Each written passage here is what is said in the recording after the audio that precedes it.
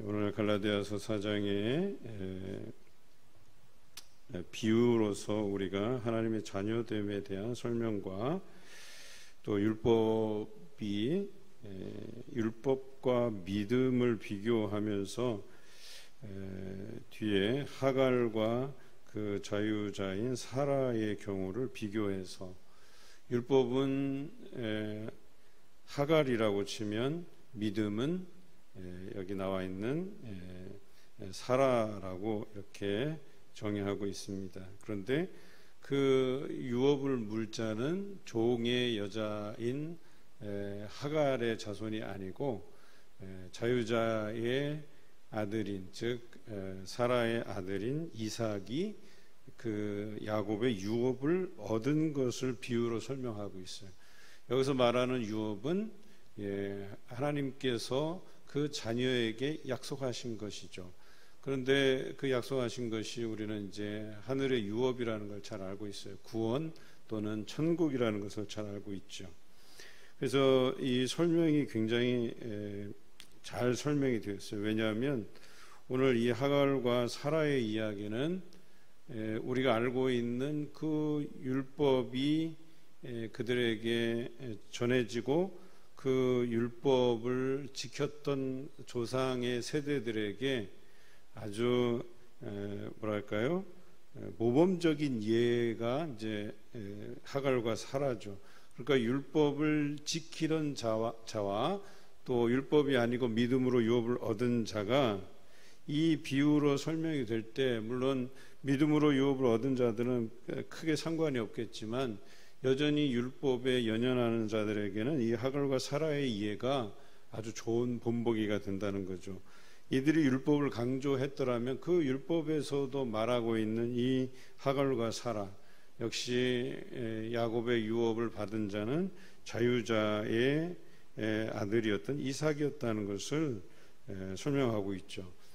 그래서 율법을 지키고 율법 아래 있는 자들은 하나님의 유업을 받을 수 없다는 것과 오직 그 사라의 자녀에게 야곱이 유업을 넘겨준 것처럼 우리도 믿음으로 행할 때 예수 그리스도를 믿음으로 행할 때 그런 사람이 하나님의 자녀가 되고 하늘의 유업을 받을 수 있다는 것을 비유로 설명한 것이죠. 오늘 중요한 것은 우리가 아직은 후견인과 청지기 아래 있으면서 성년이 되기 전까지의 그 단계를 다 거친다는 거예요.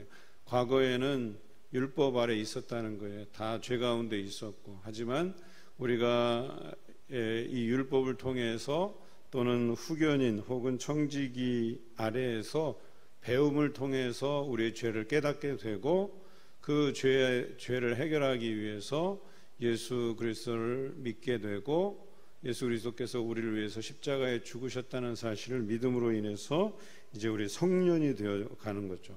그 성년이라고 하면 이제 구원을 이룰 수 있는 그 단계에 올라서게 되는 거죠. 그래서 우리가 어렸을 때는 초등학문 아래에 있어서 종노릇하였다라고 표현한 거예요. 그러니까 이 율법은 그 죄를 깨닫게 하는 데까지의 기능만 하는 거예요. 여러분 여기 마찬가지로 후견인 청지기 초등학문 아래 그러니까 이 학문을 가르치는 선생들이 하는 역할은 우리가 성년이 되어서 이제 법적으로 우리가 상속자가 되고 하나님의 자녀가 되는 거기까지 인도하는 그런 초등학문을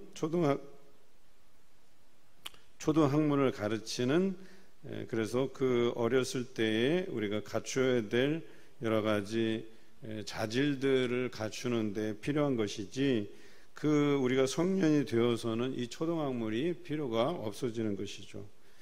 이 초등학문이라고 하는 표현도 굉장히 우리에게 알기 쉽게 표현한 것입니다. 우리가 초등학교를 졸업해요. 그리고 중학교, 고등학교를 통해서 성년이 되어가고 이런 과정이 있잖아요. 그런데 우리가 성년이 된 상황에서 다시 고등학교 과정으로 내려가고 중학교 과정으로 내려가고 초등학생 과정으로 내려가지 않잖아요. 이와 똑같은 원리예요. 우리도 마찬가지로 성년이 되었다. 예수 그리스도를 믿고 우리가 이제 구원받은 자녀로서 거룩한 삶으로 행하는데 거기에서 다시 초등학문을 따라서 공부해야 되는 이 아래 단계로 우리가 내려오지 않는 것처럼 우리는 예수 그리스도를 알고 믿고 이후에는 구원받은 자녀로서, 특히 하나님의 자녀로서 세움받고 하나님의 상속자로 우리가 살아가는 삶이죠. 그런데 오늘 갈라디아 교회를 염려하는 이유는 뭐냐면 이들이 그 예수 그리스도를 믿음으로 이제 구원을 향해서 그 영화의 과정을 걸어가면 되는데, 성화의 과정을 걸어가면 되는데, 영화에 이르기까지, 구원에 이르기까지 걸어가면 되는데 그것을 마다하고 다시 초등학문으로도 내려오기 시작한 거예요. 그래서 율법의 종로를 타는 대로 다시 달려가게 된 거예요. 이것을 바울이 안타깝게 여기고 염려하면서 이 편지를 쓰고 있다는 것이죠. 오늘 12절부터 바울이 갈라디아에서 어떻게 복음을 전했는지에 대한 과정을 설명하고 있어요. 육체의 약함으로 말미암아서 너희에게 복음을 전할 기회가 생긴 거예요. 그러니까 갈라디아 지역에 머문 것이 육체의 연약함으로 인해서요. 그가 1차 전도 여행을 할 때 보면 갈라디아 지역의 여러 도시를 다니고 다시 예루살렘으로 돌아오는 여정이거든요. 그런데 오늘 이 갈라디아서의 이 행보와 또 바울이 자신이 고백했을 때 내가 육체의 가시가 있다고 표현했잖아요. 많은 학자들이 육체의 가시를 바울을 괴롭히던 대적자이라고 해석하기도 하고, 또 오늘 이 갈라디아 본문에 의하면 그에게 고질적인 어떤 육체적인 질병이 있을 것이다. 그래서 그것이 그에게 육체의 가시라고 표현되었다. 이렇게 보는 견해도 있어요. 그런데 오늘 성경에 보면 그의 그 1차 전도행의 행보는 넓지 못해요.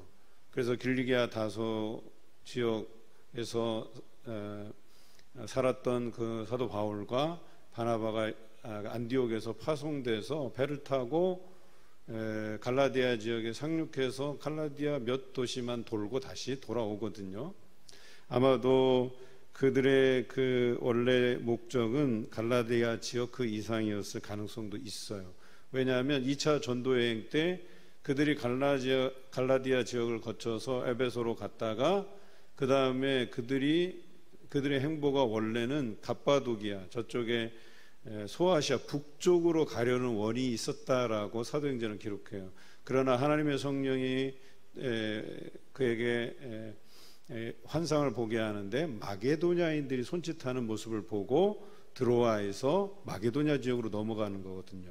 그러니까 아마도 1차 전도여행 때에 이 소아시아 중남부 지역만 다니려고 했던 계획이 아니라 원하면 북부까지도 가려는 원이 있었을 거다 하는 생각이 들어요. 그런데 거기에서 머물렀던 이유는 여기서 나와 있듯이 육체의 약함으로 인해서 그때 갈라디아 사람들이 그에게 보여줬던 호의가 있어요. 바울을 깍듯하게 모셨고 또 바울을 따뜻하게 대해줬고 그가 말하는 복음을 아주 신뢰함으로 들었고, 심지어는 그에게 할 수만 있었다면 15절에 나와 있지만 눈이라도 빼어서 사도 바울에게 줄 수 있었던 그들이었다고 얘기하는 거예요. 그런데 그랬던 이들이 바울이 전한 이 복음을 절대적으로 신뢰했던 이들이 이제는 원수같이 되었다는 거예요. 그들이 이제 초등학문을 버리고 믿음으로 성년으로서 살아가기를 바랬지만 그렇지 아니하고 역행을 한 거예요. 다시 초등학문으로 돌아가려고 했던 거예요. 그들이 누구냐? 오늘 17절에 나와 있지만 그들이 너희에게 대하여 열심을 내는 것은 좋은 뜻이 아니요. 여기서 말하는 그들이 가만히 들어온 자들이에요. 율법주의자들이에요. 그래서 너희가 믿음으로 구원을 얻을 수 있는 게 아니고 할례도 행해야 되고 뭐예요? 율법도 지켜야 된다라고 가르치는 이 잘못된 가르침을, 그리고 이 잘못된 가르침을 주기 위해서 너희에게 잘한 사람들, 좋게 대우한 사람들, 이거 다 좋은 것이 아니라고 이야기한 거예요. 그래서 오직 이것은 너희를 이간시켜서 이런 진리에서 떠나게 하려는 자들의 속셈이다라고 오늘 성경에서 이야기하고 있어요. 그래서 이제는 이 갈라디아 교인들을 안타깝게 여기고 염려하는 마음으로 이 편지를 쓰면서 내가 처음 갈라디아 지역에 도착해서 너희에게 복음을 전한 그 해산하는 수고를 다시 하려 한다고 오늘 성경은 이야기하고 있어요. 그래서 이 편지를 쓰는 심정이 다시 아이 낳는 고통으로 이 편지를 쓰고 있는 거예요. 여러분, 그런 심정으로 사람들 대해 보셨나요? 정말 내 안에 아이 낳는 그 심정으로, 그 고통스러운 심정으로 이 사람을 위해서 간절히 기도하고 이 사람을 위해서 간절히 충고하는 그런 경험을 해보셨을 거라고 여러분 저는 믿어요. 그런데 오늘 이 갈라디아서를 쓴 사도 바울이 갈라디아 성도들의 그런 심정으로 다시 해산하는 수고를 가지고 너에게 편지를 쓴다고 이야기하는 겁니다. 마지막으로 이 하갈과 사라의 예를 들어서 이야기해요. 너희가 지금은 율법으로 돌아가려고 하는 것을 염려하는데 왜 염려하는지. 그 하갈이 먼저 아이를 낳았어요. 야곱의 아이를 낳았어요. 그래서 야곱도 고민을 하죠. 이 본처인 사라에게서 자녀가 없으니까 어때요? 이 자녀에게 자기의 유업을 물려주어야 되는가, 이런 고민이 있었어요. 그것을 아시고 하나님께서 사라에게 약속하시죠. 자녀가 있게 하겠다고. 그리고 그 자녀가 유업을 물려받을 것이라고 약속하죠. 이게 다른 거예요. 이 하갈은 약속 있는 사람이 아니었었어요. 근데 사라는 약속을 받은 사람이었다는 거예요. 이삭은 약속의 자녀였지만 이스마엘은 약속의 자녀가 아니었다는 거예요. 율법의 종노릇하는 것은 약속의 자녀가 아니기 때문에 하나님의 유업을 그들이 받을 수가 없지만, 사라의 자녀인 이삭처럼 이 하나님의 약속을 받은 사람의 자녀는 하나님의 그 유업을 상속물로 받을 수 있다라고 하는 얘기죠. 여러분, 우리는 약속의 자녀입니다. 우리는 여종의 자녀가 아니고 자유 있는 여자의 자녀라고 하는 것이죠. 우리는 예수 그리스도께서 약속 있는 그런 자녀로서 우리에게 유업을 넘겨준 것 아닙니까? 예수 그리스도께서 이 땅에 보내어진 것은 과거 선지자들의 예언을 통해서 약속된 메시아였었어요. 그렇죠? 그리고 그분을 믿는 자들에게는 우리가 다 같은 형제요 하나님의 유업을 받는 자녀라고 분명히 성경은 기록하고 있거든요. 여러분 어떠십니까? 그럼에도 불구하고 우리 삶에서 자꾸 율법으로 돌아가려고 하는 그런 경향들이 있다는 거예요. 율법주의자들은 썩어질 것들을 위해서 삶을 살아요. 그것을 잘 지키면 뭔가 자기가 구원에 이를 수 있다고 여기지만 스스로 그 율법을 온전히 지킬 수가 없다는 것만 깨달을 뿐이에요. 절망적인 상황만 만날 뿐이에요. 그런데 믿음으로는 우리가 죄로 인해서 죽을 수 없는 자이지만 이 믿음으로는 우리가 의롭다함을 입을 수 있고 하늘의 유업을 받는 상속자로서 하나님의 자녀로서 살아갈 수 있다라고 하는 것이죠. 여러분, 우리에게는 이 율법을 따라 행함이 삶에서 가끔씩 우리를 괴롭히기도 해요. 하나님의 말씀이 아닌, 믿음이 아닌 다른 진리를 따라서 살아가야 된다고 우리 주변에서 많은 유혹들이 있고 가만히 들어온 자들이 그런 잘못된 교리를 가르치죠. 그러나 그렇지 않습니다. 오늘 우리가 믿고 알고 있는 이 예수 그리스도를 믿음, 여러분, 이것이 약속 있는 자의 자로서 우리가 하늘로부터 유업을 받는 그런 자녀임을 기억하시길 바랍니다. 이것이 믿는 자의 도리라고 얘기하는 거예요. 다시는 율법으로 돌아가지 아니하고 이 믿음으로 살아가라고 오늘 갈라디아 교인들에게 편지한 것처럼 우리 자신도 율법에 매여 있지 않고 이제 믿음으로 참 자유함을 얻은 성인으로서 또 하나님의 자녀로서 또 죄에서 자유함을 얻고 또 하늘의 유업을 약속으로 받는 그런 여러분들이 되시길 주님의 이름으로 기원합니다.